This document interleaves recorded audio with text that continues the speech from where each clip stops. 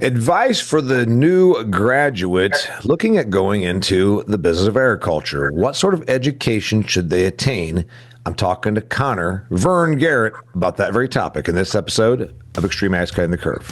It's Extreme Ag's Cutting the Curve podcast, cutting your learning curve and improving your farming operation every week. This episode of the Cutting the Curve podcast is powered by Nature's BioK technology, delivering enhanced nutrient cycling, greater plant health, and elevated stress mitigation, leading to increased crop yields. Visit natures.com. And now, let's get ready to learn with your host, Damian Mason. Hey there, welcome to another fantastic episode of Extreme Ag's Cutting the Curve. I've got a recent college graduate. By recent, I mean in the last 4 or 5 years. His name is Connor, but he goes by Vern. He is the oldest child of Mr. Kelly Garrett with Extreme Ag. And about a couple weeks ago, he was approached, Connor was, by a family friend and said, I've got a daughter who's a junior in high school and her boyfriend's a senior in high school, and they're going to go into agriculture. What should they study? What do they need to know? What's the advice that you would give us as a 25, 26-year-old guy that just got out of Iowa State 3 or 4 or 5 years ago? And that's where Vern stepped in. And I said, you know what? That'd be a great episode. It'd also tie in nicely with the time of year. It's graduation time. And the fact that here at Extreme Ag, for like the 3rd or 4th year in a row now, we are doing the Extreme Ag scholarship program. We're giving away 10 $3,000 scholarships. So anyway, Mr. Connor Garrett, thanks for being on here. What did you tell him? Yeah, thanks for having me, Damian. So I graduated May 2021 with a degree in agronomy from Iowa State. And they just, they were thinking about college. They were thinking about going into agriculture in some major. And they wanted to know my opinion on it and that whole kind of take. And I had a great experience when I went up. I learned a lot of cool stuff, met a lot of cool people. But we just kind of talked through my experience doing it and kind of how I approached it. I got to be a senior in high school, and I was pretty sick of homework. I was pretty sick of stupid, busy work from people that don't really care to give you the material, and you don't really care about the material. And I think that was what made them a little skeptical about going in for 4 more years of school, as a farm kid that you don't know whether or not you need it. And I was up there with a lot of kids like that too, and a lot of them didn't make it all the way through the 4 years. But kind of one of the things that helped me, I took a lot of college credits going in. I took a lot of online classes, so I had 40 credits going in. I had over a year done. And I would really recommend that to anyone because that took care of a lot of my gen ed requirements, right? I didn't have to take intro to psychology, sociology, English comp, some of those math classes, all that stupid stuff that you've already done in high school. I got to go immediately into the agronomy classes, which is what I was there for, which is what I was interested in. And that was a huge advantage for me. Like I said, a lot of the farm kids that I was with did not make it through those classes. They dropped out. They said, this is stupid. I'm done. I'm going home to work on the farm. And I stuck around and I got to do stuff I was interested in that was more realistic and is stuff that's helpful to me today. So first off, that's probably an option, but not an option for everybody. I don't think it was even an option. Like, for instance, when I went to school, that you could do it all ahead of time. So that's a good thing, and it's good advice. And also there's a cost savings to that as well. Right. It was a lot cheaper. And like you said, it wasn't an option when my dad went to school. But he talked about, he saw the kids that went to bigger schools had that option. Yep. And now that we have these online classes available, I was able to get all those done online, and it was cheap, easy, and not a problem. There's the tendency of someone saying, I'm going to go back to the farm. I don't need this. I think that's certainly, I've been 19 and I know that I didn't like school either, but there's a lot that goes along besides the coursework about going from age 18 or 19 to being 21 or 22. There's the growth trajectory, et cetera, et cetera. Did you grow up and mature? You've always kind of been an old man as a young guy anyhow. Did you grow up mature at? Oh, absolutely. I for sure grew up and matured in my time up there. I had some phases, and my brother Cale, he did 1 year up there, and it wasn't for him. He came back, and he didn't have that period. I was away for 4 years, and that was huge for just growing up. That was the biggest thing about the whole experience, I would say, that I got to go grow up somewhere else and then come back. If you just stay in the same spot that whole time everybody's going to treat you like a 16-year-old for a long time. That's how they know you. That's how they know your personality. And when you get away for 4 years and come back, I don't know how much you change or how much just their perspective changes of you, but things definitely change. And that was the biggest part of it always. Just being away, growing up, being on your own. Okay, so the advice you gave the family friend, you said if you can get general ed credits knocked out before you get there, it's a cost savings, and also it gets you more right into what you want to go and do. Now that's good, except for the person that doesn't know what the hell they want to do. You never wavered.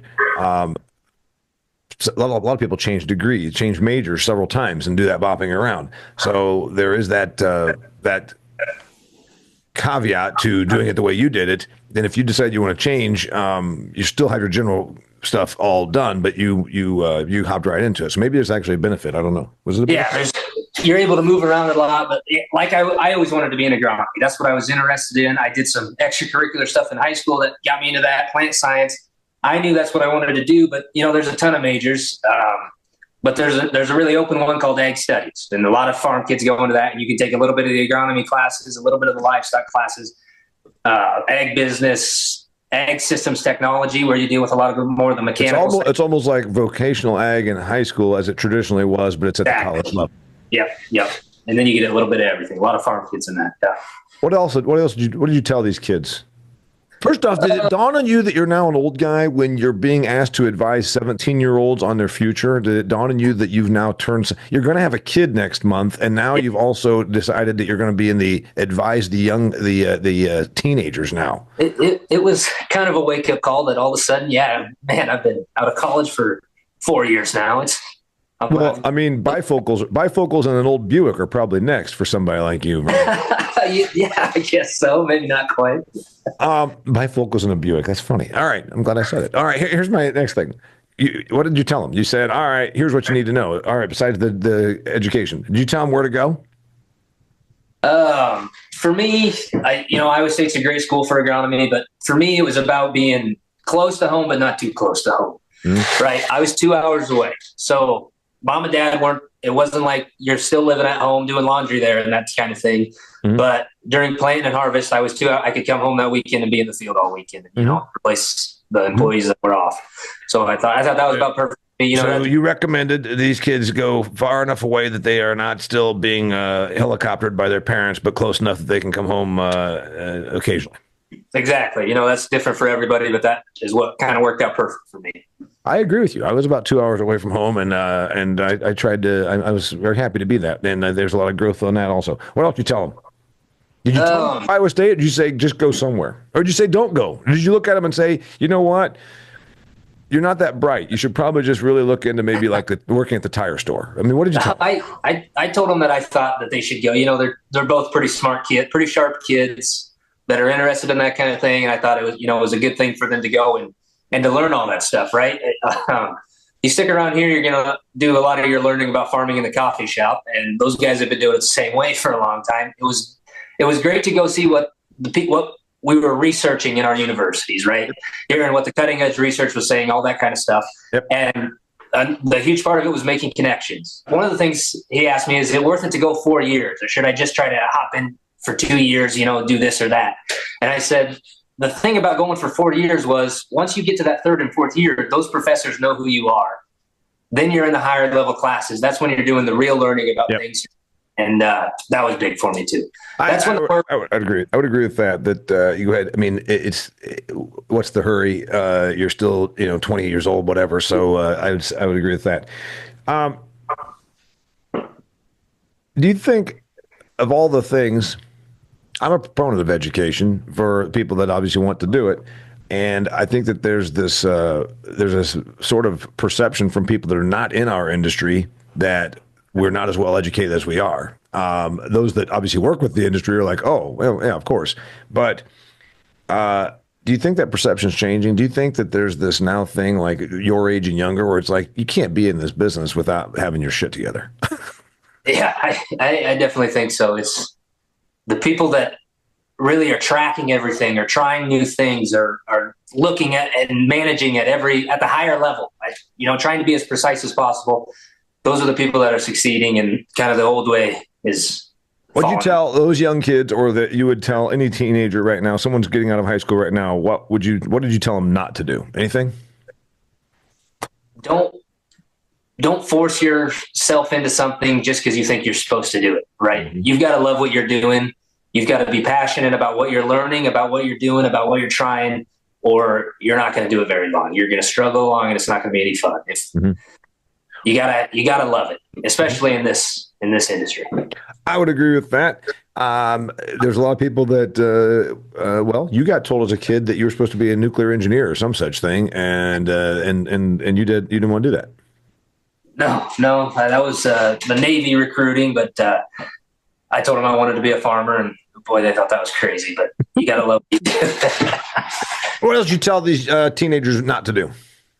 Well, it's like I touched on earlier, but once I got into those 300, 400 level classes, and the work just got so much more interesting, right? Instead of homework being algebra solved for X, now it's make a recommendation to this farmer about what he can do to improve his operation, sure. Right? And it's what can you do at all? I talked about starter fertilizer, about variable rating, about irrigation, write up a recommendation. And that was so fun for me to be able to do. It became more applicable, and it became more actionable, and it, more importantly, became more relevant. Okay, if I had to give somebody advice, first off, I don't know about telling them where to go. Right. I'd probably have a couple places where I'd tell them where not to go. Yeah. And of course that would be Ohio State, because nobody should ever support Ohio State ever. In fact, you shouldn't even go to Columbus, Ohio, unless you're being paid to go there. That's just my personal. That's maybe I have a little bit of a bias. But anyway, aside from my disdain for Ohio State, other than that, did I tell you I hate Ohio State? Anyway, Vern, it's a different story. All right, what about course of study? Do you say here's where you should spend your time, and here's not where you should spend your time? Within agriculture, there's a whole bunch of things. Yeah, it's really what you're interested in, and what I wanted to look at is what's going to apply to my operation after. I was always interested in agronomy. We were doing a lot of agronomy things, getting into the irrigation and the yield contest and trying to do better. I want to do agronomy. Both my brothers were more interested in the cattle side, and that was what they started to pursue. So they, cheese didn't make it very long. But Colin graduated with in animal science, and that was kind of what he was into. But it's like, right, if you got hogs, maybe you want to go into animal science. If you've got, I got a personal opinion about animal science. If you're going to become a veterinarian, you should probably go ahead and get your bachelor's degree in animal science. Otherwise, I don't know that it's got a lot of application. What do you think? Am I off on that? Colin, he had some interesting things that he knew about, nutrition, the feeding side of we background our own cattle out here. Yep. The feeding side and working with them a bit, but I can see where you would have that opinion. Yeah. Would you agree with that? Would I agree with you? Yes. Halfway. All right, halfway. All right, I'll give you another one that a lot of, since the advent of social media, I think the number of kids going into agriculture communications, there might be more people in agriculture communications than any other thing. I don't know, because I don't have kids in college, but it seems to me that's my perception. And you want to tell them, it's kind of a saturated spot. What do you think? I would definitely agree with that. I had some friends in there, so I'll not be too harsh on it, but yeah, I don't really know what that is. Maybe I don't. You don't really know what I mean. I know how to put together. I still don't know for sure what a gerund is, but I can tell you that I do know how to write and communicate. And I never took an agricultural communications class, let alone have that as a degree. I think it's saturated, and I think it's because a bunch of ag people said, "Oh, this is really cool. I want to go and tell everybody I'm an advocate," which I don't know what that is either. I'm with you there. I think, I'd agree with you there. You can learn that stuff other places. I would say focus maybe more on technical, scientific type of thing. Something that actually is a little bit more that you just can't learn it by being on Facebook. Hey, I want to remind you, as your farm operation grows, so do the challenges. Superior Grain Equipment's grain storage systems are built to make your job easier and help your grain reach its full potential. Are you losing grain condition? Are you losing money? Is an antiquated agricultural grain setup actually costing you money that you don't even realize it probably is? Farmers that want to move ahead and keep their grain in great condition can contact Superior Grain Equipment. From gentle mix flow dryers to durable storage, get the flexibility to market your grain on your time. Visit with the experts from Superior Grain Equipment at Farm Progress Show. That's this August in Decatur, Illinois, or you can visit them anytime online at superiourbins.com. Superiourbins.com. What else did you tell these young people? You said,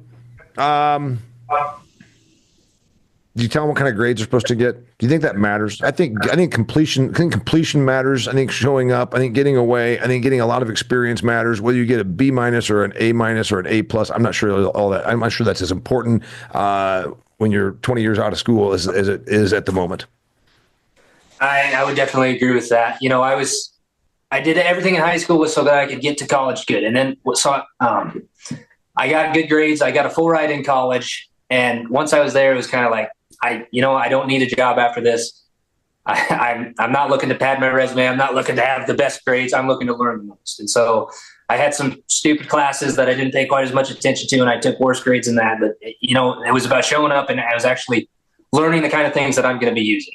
Was the main thing for me. Yeah, there's an argument made, though. The liberal arts people make this argument that that college is supposed to be about broadening your horizons and being forced to read Socrates or something like this. I don't know if there even is Socrates to be read, but anyway, I don't know. The editor of this, I was a liberal arts degree, so I try to insult liberal arts degrees as often as possible, just for our producer, Will. Anyway, what's your thought? What's the thing that you took? Like you're saying, here's something about college that I thought was probably stupid, and I really, looking back, man, I'm really glad I was exposed to that. Something I thought was stupid, and on the way up, I wasn't that interested in soils classes, right? I thought, there's only so much about it. I did soil judging in high school, and it wasn't terribly interesting to me, but the professors up there in soils were great. Dr. Burris, I ended up taking like 5 soils classes. It was awesome. When these young people, they're overwhelmed because they're 17, 18 years old and they're all that, usually I think the advice is, don't worry as much, because when you're 18, if people keep asking what you're going to do. I think if I was asked to advise somebody that was young, I would say, you don't have to have it all figured out this second. You're 18. Just go grow, yeah. learn. Yep. You don't have to have it figured out. That would be probably the piece of advice I would give. 100%. That was one of the things we said to him as well, right? It's like, you don't have to have your whole life planned out right now. You don't have to have every little detail. Just go up there and see what happens. You don't have to, right? Just live it, live in the moment, see what you like, see what you enjoy, see what paths open up to you. Is there anything that you think that education at the higher level gets wrong? Because I can go first. Academics obviously lack real world experience. I'm not being in any way mean, but academics have spent their time at the West Lafayette, Indiana, or Ames, Iowa, or wherever their university happens to be. With living in a gig economy and in such a different era than it was even 20 years ago or 30 or 50, if there could be a more tilt to entrepreneurialism, guest presenters who talk about running their business, about the creative side of creating a business, I would love to see a bit more of that versus pure academia. And that's a bit of a stretch for people that work in academia. That's my thing that I would like to see changed. I would agree with you. I thought that was lacking when I was up there, 100%. And in my last year, I actually took a class that was called Ag Entrepreneurship with Professor Kevin Kimley, who had run a couple startups in ag, and then they had started up this foundation within the university, and they taught a really great class that was along that kind of thing. It was a lot more outside the box, creative, thinking through those types of things, and it was an awesome class. So there's some. You have named the names of more professors than I could if I had money on the table and they said, we'll give you this money if you can name these professors that you had. The kind of kids that always knew their professors were kind of ass kissers, Vern. That's all I can say right here. I'm thinking that you're kind of a brown nose. No, I didn't go to a lot of office hours. I didn't recognize them a lot, but I liked my class. I did well in school. I kind of enjoyed school. I always got good grades, and I wouldn't say I'm an ass kisser. I can see where you might be coming with that, but no, I wasn't leaving apples on the desks or anything. What's the bright spot in agriculture? Because right now we're heading into an ag downturn. If someone's 18 years old, you could see a year or 2 or 3 down the road where they think, I'm not sure this is the industry to be in. Or their parents might say, hey, you know what? The getting isn't so good here. What would you say? Is this still a place where we need? Would you go into this? Would you tell you're gonna have a baby here next month? Would you tell your baby to go into this business? I love this business, and it's the only thing I'd want to be in. And if you feel that way, then that's the only thing you should be in. There's going to be cycles. There's going to be tough times. There's going to be good times. And if it's what you want to do, you gotta love it. You gotta live it. You gotta do it. And it's good to have a degree to fall back on too, if something goes wrong out there. I ended up taking a minor in ag business, and so I took a lot of economics classes, and I was interested in that. And we took some marketing classes and stuff. And that's going to help you in your bad times too. Yeah, I agree with that. Junior college. There's some people that just aren't cut out for the big road, man. It's just a little overwhelming. Maybe they're smaller town people. I don't think there's anything wrong with that. I don't think there's anything wrong with it. And going and grabbing, a 2-year degree. But that's where I would say, at that point, then realize that you want to be very hands-on. I would want it to be very almost technical. When somebody needs to know how to work this machinery or how to fix this stuff, I think that's a good option. I agree with that for sure. I can't give you a one-size-fits-all solution. It depends on the kid, and you got to think about what you want to do. And if you don't love being in school that long and you can't do 4 years, then 2 years is a great option. And if it's something more, like you said, hands-on, technical, learning how to fix it, learning how to run it, learning how to do this, that, there's a lot of good options for that too, as far as I understand. So what was your closing advice? Then you got up and said, that's all I got to say. That's all I got to say to you young people. What? Try and get mom and dad to pay for it? Was that any of your advice? Yeah, that makes it a lot easier. College is a lot easier if you buy me a new car. Maybe that's advice. I don't know. Yeah, but no, I just, and one of the things I talked about was having fun with it, right? Like I said, I was on a full ride. I bought a house while I was up there. So and I went in with a year's worth of credit. So I didn't really have to take a senior year, but it was good to be away for 4 years. It was good to grow up. So my last year, I took casino management, wine tasting, beer tasting, and golf.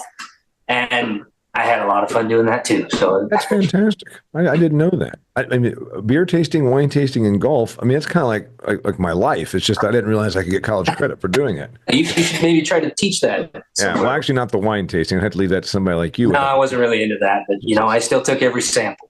Somebody with a better palate like you. All right, so I think that the other piece of advice here should be, you and I both agree, this industry still needs young people. It needs talent. It needs brain power, and downturn or upturn. I got out of high school in the 80s when it was obviously very, very bad, and I still went into this thinking that there was probably no option to even be in this industry, and here we are all these years later. So I'd agree with that. Biggest mistake that you actually think you made? This is kind of the last thing where you can finally say, you know what, here's where I screwed up. Part of me wishes I participated more. We had soil judging teams, we had crop judging teams, we had study abroad options. Yeah. But I always wanted to make sure that I was available to go home on weekends to the field if we were in the field. Mm-hmm. And I had some fun drinking beer with buddies, and I could have been more of a participator. I could have been in club, gone to agronomy club more, and different. Yeah. Could have networked more and made more connections, more participation. I could have been. I think we can all say that. And the thing is, you say that when you're more of an adult, but when you're 19, you've already, you're doing what you want to do. Yeah, there's probably opportunities that weren't necessarily squandered, but not fully exploited. Yeah, absolutely. Do you feel confident about these young people going into agriculture right now? You like those young people, like you got done talking to them, you're like, I feel good about the future of this industry? Yeah. They're talented, bright people that could go into whatever they wanted and be successful. And you're not quite old enough that you're griping about the next generation, saying these damn kids? No, I'm not there yet, and I hope I don't get there. Advice to the recent graduate going into agriculture. We had Connor, Vern, Garrett on here talking about that, and I think it's all good advice. So go do it. Test out as many things as you possibly can. Involve yourself, even if you think you're already involved. There is a tremendous amount of networking involved there. Go far enough away that you're not next to being helicoptered parented by your parents. I think that was it. Those are the main ones, yeah. And then if you do it right, you'll take a beer tasting class in golf your last semester. Exactly. That was fun too. We're here, and as a reminder, we do, for like the third year now, we're doing the XtremeAg Scholarship. You can go on the XtremeAg.farm website, and you can sign up. We're giving away 10 $3,000 scholarships. That's right, $30,000 to a student pursuing a 2 or a 4-year degree at an accredited agricultural college or university. Do get this done. The applications are due by August. Do not dilly-dally. For $3,000, a chance at $3,000, why would you mess around? It'll take you like 20 minutes to fill the thing out, and we've been doing this. Very excited to be helping and fostering along the next generation of agriculture. Speaking of the next generation of agriculture, his name's Vern. Really, it's Connor, but it's been Vern for a long, long time. And if you enjoy this kind of programming, go and check out hundreds of videos just like this, videos that people like Vern shoot in the field to help you farm better, and also our new show, The Granary, filmed at my on-farm saloon, right here with the guys from XtremeAg, covering all things from the personal to professional in agriculture. Until next time, thanks for being here, Mr. Vern. Yeah, thanks for having me, Dave. And until next time, I'm Damian Mason with XtremeAg's Cutting the Curve. That's a wrap for this episode of XtremeAg's Cutting the Curve podcast. Make sure to check out XtremeAg.com for more great content. Cutting the Curve is powered by Nature's BioK. Check out natures.com to learn more about how BioK can improve your farm's ROI.